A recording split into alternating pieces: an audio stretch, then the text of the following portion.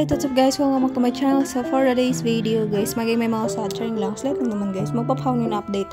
Paunin update na more on na update to guys. So ganaps ng paunin. Konting paunin update. Ulit-ulit. Nakailang sabi ka na girl. So nung isang araw nga is ito yung ganap ni Nene. Naka-red dress siya. Then red na sandal. Ito yung pinost ng makeup artist. Her stylist. Pinost ng glam team ni Nene. Then rin-post ng manager ni Nene na si Mr. Leo Dominguez, actually manager ng Paunin guys. Then may nag-comment na nagtatanong kung may projects na ba daw si Nene na bago. So eto siya guys. So eto may nag-comment. Oo nga, pansin ko rin medyo na ano si ate. Favorite niya basin, sana wag ganun pantay-pantay sana dyan is very talented. Hope na magbigyan siya ng sitcom na kasama ibang single man na walang sabit.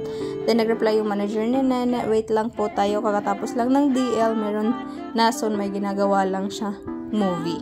So ito ata yung sinasabi nilang pang MMFF. I'm not sure guys, pero yung hiring-hiring dati si Lloydie ata yung kasama. I'm not sure guys, parang lang. Then ito naman, Sir Leo waiting po sa project movies or teleserye. Nag-reply ulit yung manager, she will do a new movie soon, she just finished one. Then ayun yung ibang comments guys. Ganda ng mga idol natin, di nakasawang tingnan lalo na sa personal. So ayun lang siya guys. Then guys, Sleep With Me is available on Netflix guys, the Harry and Lona story. So ayun siya guys, watch na kayo sa Netflix guys.